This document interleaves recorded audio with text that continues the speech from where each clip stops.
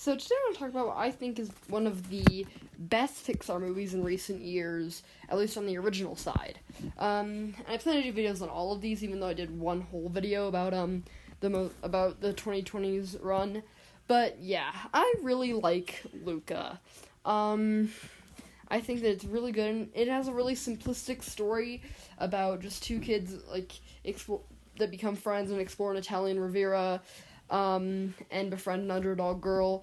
But the story is really well executed. It has some great emotional moments, some nice funny moments. It's just a really simple story, and the art style, which we're going to talk about, matches that. I see a lot of people hate this art style, but I don't hate it. I would like to see more variety from Pixar, but this worked really well in Luca and Turning Red, and even to an extent in Elio.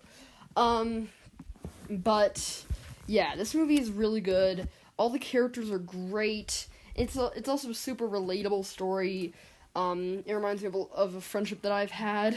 Honestly, I look like Luca. My best friend looks like Alberto. But yeah, the visuals in this movie are also very good.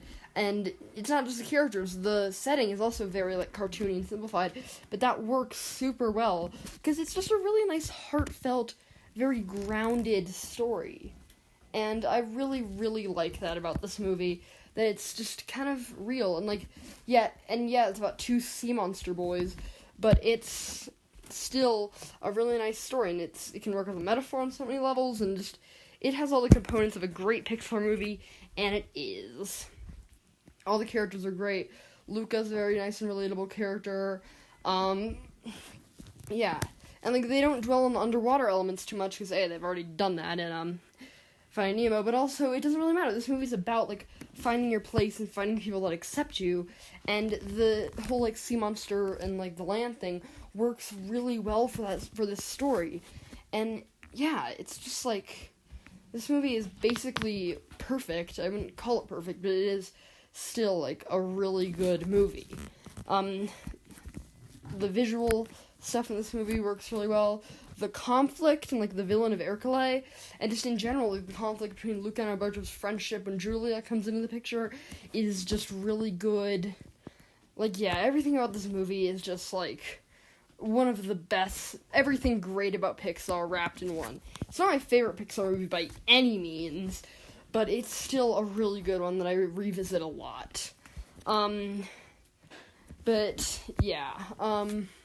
What else? The soundtrack is really good. The voice acting is great. I love the Italian influences. This is clearly a very personal story from the director, and I really like that. I like the personal stories, and, you guys can't be hating on personal stories, because Finding Nemo and The Incredibles were both personal stories from the director, and even films like Monsters, Inc. and Toy Story to an extent.